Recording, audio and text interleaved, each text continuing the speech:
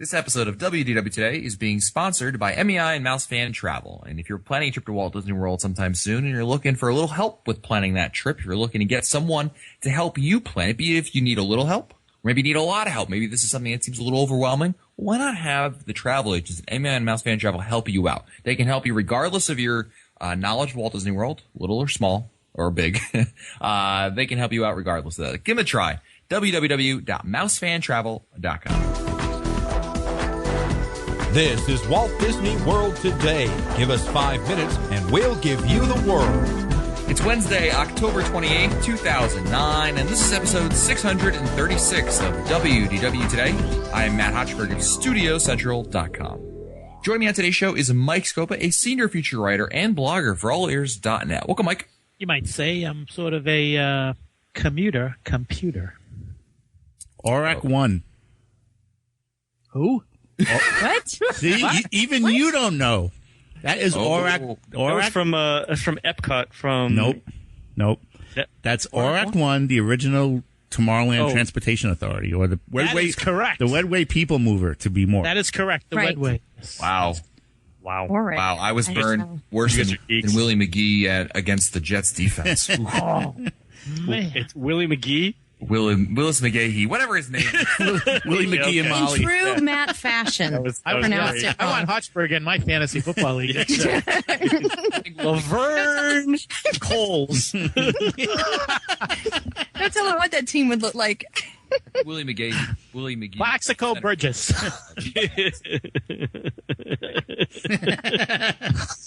Joining us on today's show, Sonny Sanchez. Whatever. Go ahead.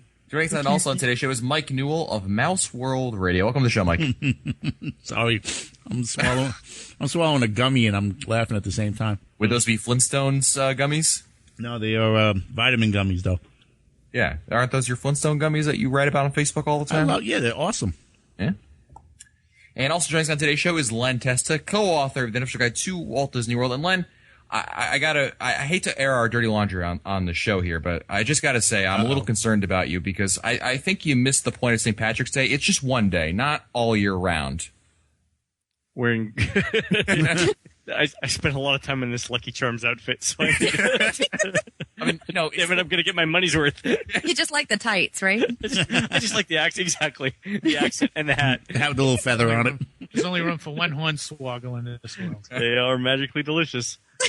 Lord. And also joining us on today's show is the fabulous Annette Owens, a manager of customer relations and group services for MEI and Mouse Fan Travel. Welcome, Annette. Hey, guys. Well, it's Wednesday, and we're answering your listener questions. We'll start out with an email from Roger Sauer of Salem, Oregon. Who writes, Salem was in Connecticut. No, Massachusetts. Evidently Virginia. Virginia. Well, there's one in Oregon as well. Right, so you indicate you haven't come up with any activities for the reunion for Monday and beyond. We can help. Here are some possible events. Are you ready for these, Len? I want you to give me go or no go. Sleep. Sleep. Twilight Zone Tower of Turkey Terror. Guests will unwrap their smoked turkey legs for the big drop and see them levitate before their eyys. Nasty. Be able to eat it without your hands. How about this? Scopa Tower stuffing. See how many guests we can fit in a Valley Resort room. There are two categories, oiled guests and non-oiled guests. I got more. I got lots more. I see another mouse fest. That's a great one. About, you could so totally do that too. How about Birthers of a Nation? During Hall of Presidents show, guests will stand during President Obama's speech and exclaim, "Where's your birth certificate?" Exactly. It's a conspiracy. Oh, wow. 45 years in the making. Yeah, go ahead. How about PETA Pan's flight? That's PETA, like PETA. Yeah. During their trip Thank you. to Conservation Station, guests compete by releasing as many animals as they can before the next train departs. Let's see I'm so going to steal these ideas. there's some that I cannot say on the air over here.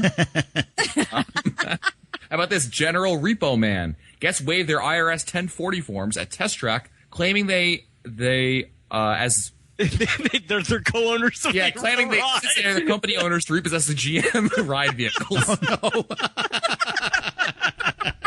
Oh, awesome. Oh my God, I'm so using that in the book. How about using that in the book? Who is this? This is Roger Sauer. Right. How about Testa's stats with Stitch? Given graphic calculators, guests try to come up with the best park touring plan in the dark. And, of course, my personal favorite, Hotchberg's H1N1 holiday happening. Matt leads guests around the resort so they can lick the chocolate decorations. Very nice. Very nice. Right? Oh, wow. I'll That share was with you. awesome. Like the oiled and not oiled. Oh, my goodness. Oh, it's awesome. A little while ago, we actually answered an email from Craig Cudmore of Ottawa, Ontario, Canada, and it was about the online check-in at the resorts for Magical Express if you're coming from Canada. And Craig wrote, thanks for reading and answering my questions this morning. In the time since I wrote this, I did some research and found out the answer to Magical Express curbside check-in. The issue when checking in a resort is related to customs and security. Anyone whose final destination is outside the United States cannot use the resort luggage check-in. In the show, it was mentioned that it's an airline issue, but it's actually a customs issue. Just thought you'd like to know. Next email is from Melinda, who writes, my family of 5 is going on our 5th visit to the world in early December. And we have children's ages 6, 4, and 21 months old traveling with us. We have a reservation at Port Orleans Riverside. We've stayed there before and really enjoyed it. However, it's been my dream to always stay at a deluxe resort, and we have an advanced dining reservation at Whispering Canyon Cafe the first morning of our stay. I jokingly made a deal with my husband that if I lose 25 pounds before our trip, now 44 days away, he will let me upgrade to the Wilderness Lodge. My question is, did I make a good deal, or will I be disappointed if I somehow win and do get to upgrade? I just started listening to your podcast and really enjoy them. And should you lose the weight or purposefully, eat a few Twinkies and make sure? I don't want to sway it, but as of today, depending on the dates, if she's going, especially if she's going down around reunion time, the Wilderness Lodge isn't available. So, all right, let's on our dates. Right. Well, maybe we'll, Donuts for everyone. But what do you think, Len, in terms of it in general? I like the setting better. I mean, I like the theming of the resort. Which Port Orleans? Riverside. Yeah, I like Wilderness Lodge's theming better. I don't know that the thing I don't really like about the Wilderness Lodge is the rooms. I think they're essentially moderate rooms. Yeah. At a slightly higher price because of the rest of the resort. But I mean, it couldn't hurt to lose 25 pounds, right? Yeah. I mean, I guess my issue is that it's great. I know many people have dreamed about staying at a deluxe resort. I think you should aim a little higher than the Wilderness Lodge. Yeah, well, Animal Kingdom Lodge, I could kind of maybe see that. Yeah. Because I think it's the better of the two. Yeah, I mean, if it was concierge level at the Animal Kingdom Lodge, then I'm saying, I'd actually call for liposuction next week, just because if you're not cheating, you're not trying. Words to live by. Exactly. If you're not cheating, you're not trying. Exactly. Yeah. But 25 pounds in 44 days is essentially, what is that, like 2,800 calories a day? Well, the prisoner of war diet works wonders, I hear. You couldn't. I mean, your metabolism would shut down. That's tough. That's really hard. Good luck, bro. Yeah. Next trip. Go ahead. Next email's from Chris from Danbury, Connecticut. He writes, hello, Matt, Mike, Len, and Annette, if you were there. Don't they have a Mint in Danbury? Maybe. I think so. No, go ahead. I've downloaded every episode available on iTunes and plan on going back, getting more manually once I'm finally caught up. I just finished listening to episode 435, Counter Service, The Good and the Bad, so I have a lot to catch up on. My family, wife and 2 kids ages 3 and 5, and I have a trip planned to the world soon and are staying at 2 different resorts for the first time. We are Disney Vacation Club members and want to take advantage of the lower point costs on a Sunday through Thursday stay. But smart. We're arriving on Friday night and staying 2 nights in the All-Star Resort. My question is, when we check out of All-Stars and into our Boardwalk Villas, can the Magic Your Way tickets on our All-Star key to the World card be transferred to the new cards that we'll be getting when we check into the Boardwalk? I don't think so. Oh, this is so they buy one. Well, no, they have tickets on. The tickets will still be You go good. to guest services and you can see if they can move it. Sometimes they can, sometimes they can't. I've had some clients that were able to do it, some that weren't, but it may depend on the cast member at guest services. But you take your tickets there. It'll be on your old room key. Yeah, but why couldn't they just leave the tickets on their own old room key? I guess they just want the convenience of having to carry around. Okay, all right, okay. But I don't know if all cast members can do that, but I have had them do that because we've taken tickets in before and had them put it on the room key. Mm-hmm. So for convenience, just for convenience sake. Right. Okay. Next email's from Heather in San Antonio, Texas, and this. Remember the Alamo? No, this is not going to be relevant for this year, but it's a good question. I thought it merits answering, certainly, and that you might know the answer to this one. Heather writes, hi, everyone. Thanks for the great podcast. My question is, free dining did run until October 3rd. But what if I arrive on October 3rd? Would we get free dining for our entire trip or just that one day? Thanks again, and Matt, please speak faster. Yeah. So, Ned, if you arrive on the last day of the free dining offer and you're staying for a week, do you get it for the whole week or just for that one day? No, it's based on the date you check in. So October 3rd, you get it. If you checked in on October 4th, you wouldn't be able to get it. I did that. So. Yep. And you got it for the full week? Yep. Oh, cool. For the length of the stay. Right. But you gotta check in that first day. That's Exactly. Yeah. And once you check out, then it's over, right? yeah, it's gone. Yeah. Hey, I hear I hear a rumor that Buy 4 Get 7 is going to be extended to June 2010. Buy 4 get 7. Sign me up. Oh, Buy good 4 night. Buy 4 Get 3 free. Whatever. Now, it doesn't surprise me, Len, to tell you the truth. It's just a rumor at this point, but we'll see. Next email's from Kathleen from Lexington, Massachusetts. I thought Lexington was in Kentucky. Also in Massachusetts. Remember, 1 if by land, 2 if by sea? Oh, yes. Yes. I mean, geez, the scope has only told us about it on 1,000 times. Oh, he was there. I was there. Right, he's really been hung up about old Paul I didn't Revere buy it getting until on I saw first. the whites of their eyes. Kathleen writes, thanks to the WW Today and the Mouse Savers website, I think I finally understand the benefits of an annual pass. And I'm considering purchasing one next year. I do have a question, though. In your experience, does Disney ever offer annual pass discounts at the Disney Vacation Club resorts other than Saratoga Springs or Old Key West? Sure. And how about on 1 or 2 bedroom villas? Yes to both, but you have to ask. I've got an AP discount on the 2-bedroom villas before at Old Key West. I think Old Key West and Saratoga Springs are the resorts where you can find deals almost all the time. Yeah, I think that's why they're also more heavily advertised because of that. Right. Very good. Thank you, Kathleen. Next email is from Dave. Rest gentlemen and Len. No. And hopefully the lovely Lynette. Who's Lynette? Lynette? Wait a minute. The Is right that me and Lynn? podcast? What is that? Are we a combo Lynette. now? I know. It's like we're like Siamese twins. Okay, that's weird. Good evening. I'm currently in the beginning stages of planning our 2010 trip to the Walt Disney World. Seeing how the rates don't come out until August, I sent this email in April in hopes of it arriving by August, just in time. April. Awesome. What year? We've been to the world several times, and I'm a bit of a hardcore fan. Wife, not so much. Kids too young to be completely brainwashed, but working on it. Although I made reservations in the past, I figured I would throw down the gauntlet and see if I can get professional help planning a vacation, that is. My wife wants to stay at a nice hotel on property for under $200 a night. I told her that there are no hotels in Fantasyland. Anywho, That's awesome. here's the specifics. January, February, March of 2010. Dates are very flexible, looking for least expensive, least crowded times. I'm also open to September, October, but wife wants to go in the winter instead. So happy wife, happy life. 2 adults. You know it. 2 adults, 2 kids. 3 and 6. Sorry, Mike. We are bringing kids to the happiest place on earth, and we'll be taking the oldest out of school. We can't afford Harvard anyway, so figure there's no real done. Community college for everyone. Good luck, bro. That's awesome. Flying in from Philly, the city of brotherly love, in the same city that throws snowballs at Santa. 6 to 7 days. Staying on site. Want to stay inside the bubble. Want to stay at a resort that has plenty of kid-adult activities, and so my brain doesn't explode from not being able to ride Space Mountain every day, assuming it's even open when we go. Yeah, it'll be open. Preferences, although very open to suggestions, are Wilderness Lodge, Animal Kingdom Lodge, Swan and Dolphin, but due to budgetary constraints, may need to move down to a moderate. We actually do like Coronado. Also open to the Gaylord Palms. I know it's off-site, but it is close and has a lot for the kids. Some other things here. Tickets don't need anything other than a park hop for 5 or 6 days. I am a cheap bastard. Want to do this right, but definitely a deal hunter and willing to wheel and deal. Not a You're member. writing your own letters to the show?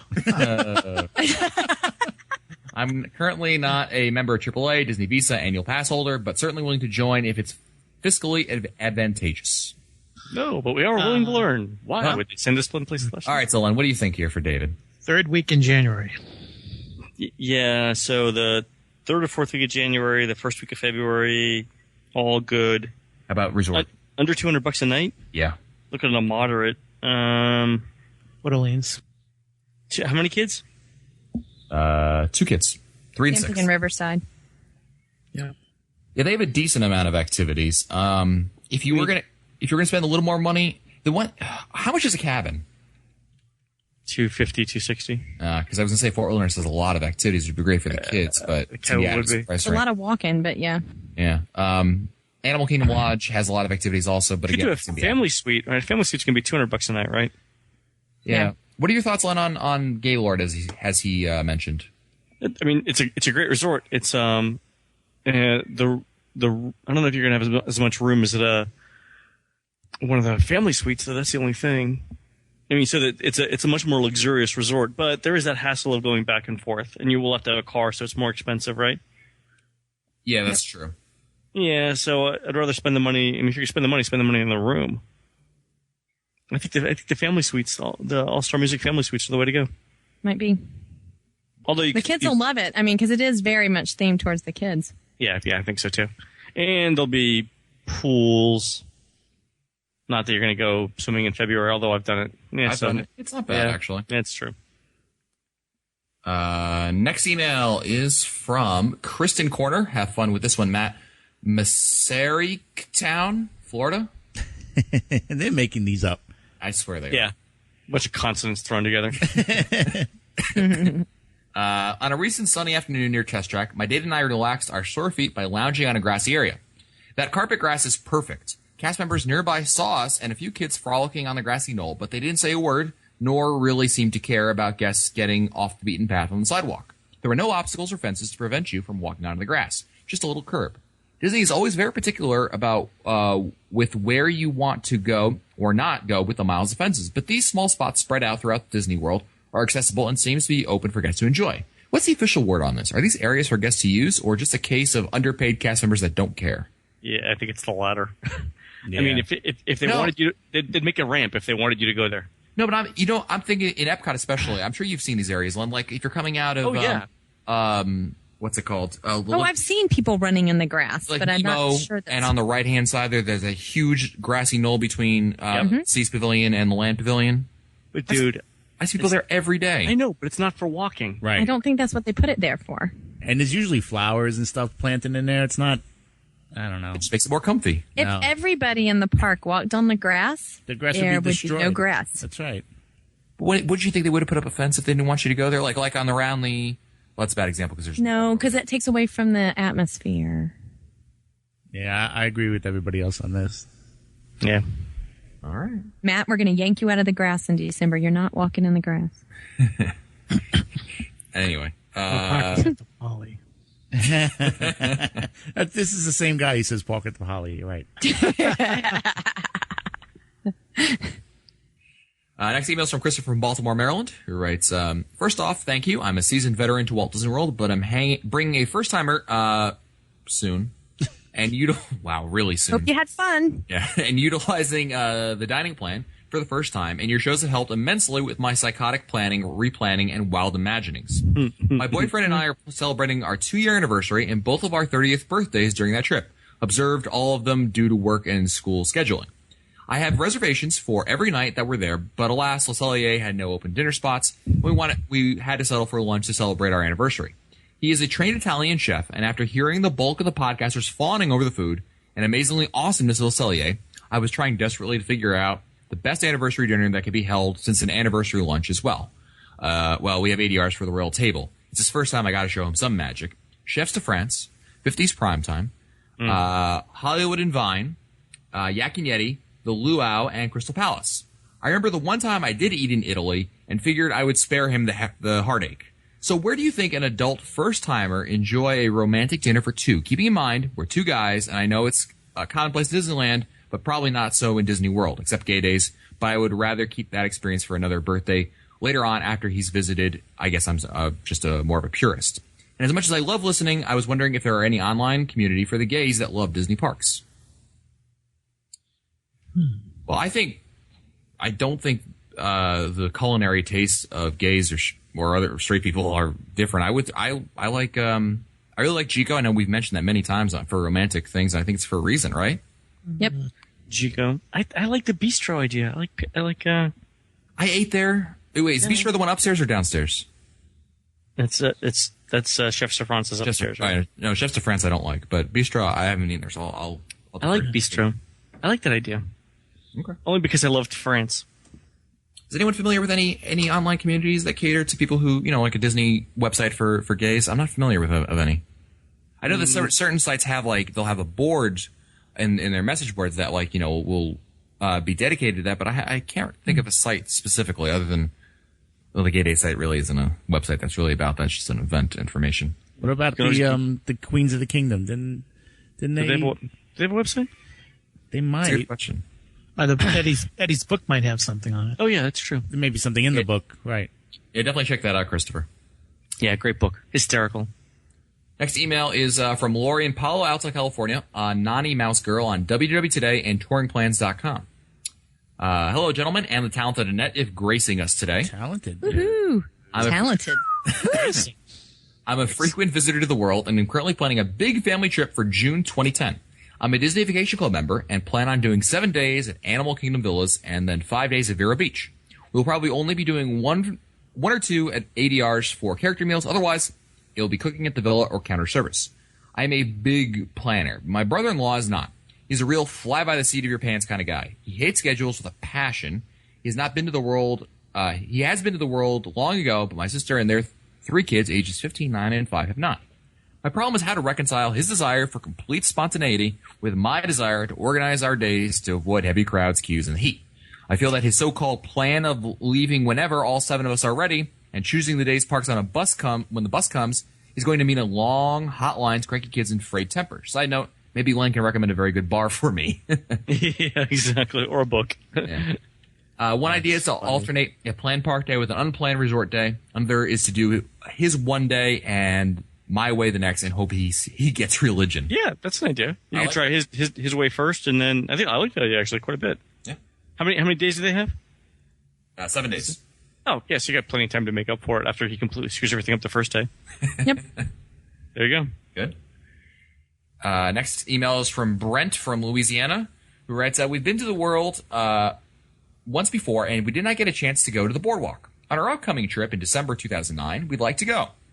We may or may not have a car. If we do, then we would definitely drive there. If we don't have a car, what would be the best way using Disney's transportation? We'll be staying at the Polynesian. Disney transportation. Probably taking the resort to Epcot and then walking over there, or taking the boat from Epcot, right? Yeah, I just had this question. An email. I'm trying to remember how I answered it. I think it was monorail to Epcot. Obviously, monorail to Magic Kingdom. Yeah. I would think that's got to be the easiest way. It's got to be. Yeah, I mean, you can take a bus to the studios. Actually, the bus to the studios, I wonder if you're going to save on commuting time, Len, because there's only... I guess it doesn't really matter. You're waiting for... I don't know. Because you're losing out. If you go to the studios, then you don't have to wait for the bus, or you don't have to wait for the monorail to bring you to the TTC first. Yeah, you know that's right. Exactly. Yeah. It might be faster, but it's not as cool. Yeah, it's true. Yes. Next email is from... Oh, we answered Brett's email. Tom of Rockaway, New Jersey, who writes, hello, everyone. First of all, I love the show. I think the level of expertise and Disney knowledge of the panel is unparalleled from that of any other podcast. So I have a question for Len. I was checking out the crowd calendar on touringplans.com and noticed that the park recommended dates exceeded the park hours released by Disney. How in your infinite wisdom can you accurately predict the busiest and least busiest days without being able to factor in extra magic hours for those days? I remember you saying that statistically, the park that had early extra magic hours the day before is the least crowded the following day. Which advice should I follow? I'm planning a trip for August 1994. Ha ha ha. Okay. Yeah, that's awesome. Awesome. And although Disney has not released the August hours as of this writing, I was hoping to at least lay a foundation for my touring plan. Thanks for all you do and keep up the good work. So we use historical hours, and they tend, until this year, they tended not to vary very much from year to year. And the extra magic hour schedule is about 80% the same from month to month as well, last time I checked. So that's how we come up with a crowd calendar, because things don't change. And we do actually adjust the calendar too based on seasonal stuff. So if Easter's in April one year and March in the next year, we adjust the calendar based on knowing that as well. That's how we're able to do predictions. Now, when the hours actually come out like they did today for 6 months in advance, Fred is busy at work tonight updating the entire crowd calendar, and that's the best we can do. So usually it's updated within 24, 48 hours of Disney posting real hours. Okay. We next email is from Connie, who we did a show actually about one of her questions. It was about shows about a favorite secret attractions at Disney World, and she wrote back and said, "Thank you for using my show today. It was really exciting. I felt like a star." The noise. She wrote one about the noise at the Dawa Bar. Where is it? There, I'm trying to find. The thing was the noise coming from the hotel in quotes near Dawa Bar in Animal Kingdom, and I think we didn't have any idea what she was talking about. And she wrote the noises near the seating of the Dawa Bar in Tusker House. You can hear dishes clinking, voices talking, and knocking. Ollier said the story is that the landlady who runs the, quote, hotel above the bar is trying to collect the rent from the delinquent students who live there. Sometimes you can't hear it, or they don't turn on the soundtrack because of the noise of Tusker House. Well, there you go. We learned something. All right. Next email is from Craig Duncan, who writes... from Quickie. Claremont? That's right. And also the United Kingdom. Who writes, ladies and gents, Quickie, best restaurant on the monorail resorts, please. For family of 4, for dinner, not fish. Not fish? Citricos. Family of 4. I'm thinking something at the Poly. Yeah. Okay, what do you think? Kona, Ohana. Yeah, and that's the order that I thought of, too. Exactly what I thought. Isn't that funny? That's the exact order. Nothing at the Grand Floridian. I mean, you've got expensive, and you've got 1900 Park Fair, which may not have good quality food. For breakfast, I like 1900 Park Fair, but dinner I'm not so impressed with. Yeah. Some people may say the Wave, although I'm not really crazy about the Wave. Yeah. Okay. And what are your any thoughts on you? Kona. I was going Kona. Wow, isn't that weird? That's really become like my favorite. Wow. For any meal. I just love Kona. It really is. I'll tell you. Yeah. Speaking of Kona, and Mike Newell will bear me out on this, if you can't get into Le Cellier for a Scopa special, you go to Kona and you're going to get something pretty close. It's a nice steak. Yeah. It's a nice steak, yeah. Yep. Good. The desserts there are incredible. Cool. All right, time for our last question of the day, and that means that I'm going to give Mr. Newell 3 questions to choose from. One will be answered today. The other 2 go back into the email queue to be answered later. You ready, Mike? Yes, sir. It was the ghost of questions past, the ghost of questions present. Go ahead. Right. All right, guys. These are tough ones, Newell. Oh, great. First one is miss the live show, but I have a doctor's note. Second is insert transparent Mike Newell manipulation or suck up ploy here. And the last one is set me up for disappointment, Mr. Scopa. Oh, let's go with that Uh-oh. one. Yeah, we have to go with that one. All right, last email of the day will be from Rob Herndon of Richmond, Virginia. He writes, "Dear podcast team, wife and I recently booked our family vacation at the World with Mouse Fan Travel for February 2010. If you don't count one short visit offsite in 2004, it will have been 10 years since we were last at the parks. Wow. So to catch up on what's new in the world, I've been voraciously reading the latest unofficial guide, as well as several dozen internet sites, and also downloading hours and hours of archived podcasts. And that was just Mangello's show from last week. Hi-yo! Who? Exactly. Anyway, I love your show for its humor and banter, as well as the experience that each of you brings to the table. However, what's that? However, that's like saying, I love your show, but... However, after listening to many of the past 200 or so shows, I have a question I'd like to put out to the almighty Scopa, because I realize, as much as I hate to admit it, he and I are apparently the same generation. I'm not sure you youngsters have enough history to fully weigh in on this topic. You ready, Scopa? I can go then. Hit me. I like being called a youngster. That's kind of cool. Is this a question on like which hip replacement surgery is? Go ahead. In episode 417, which was about studios in 1995, one of you said that he was only 10 at that time. You see, the catch to my story is that my wife and I are both cast members back then, so we have a pretty good understanding of how to survive the world, having worked there for almost a decade. My question for Mr. Scopa is, given all that has happened at Walt Disney World in the past decade, What's going to be the thing that impresses me the most about the resort in 2010 versus the 1990s? And also, what's going to be my greatest disappointment? What's just not the way it used to be? Food, prices, changes to a ride or an attraction that isn't there? Sorry for the long-winded email, but thanks for taking time to answer my question. I look forward to hearing your responses when we return. Okay, I think that over the last 10 years, in my opinion, the attraction that I think has been the most, it's probably a tie. I would say it's between Soarin' and Everest.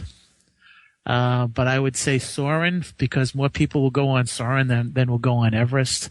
So I'm saying that Soarin' would be something that you definitely need to experience. And as far as disappointment goes, I think that, since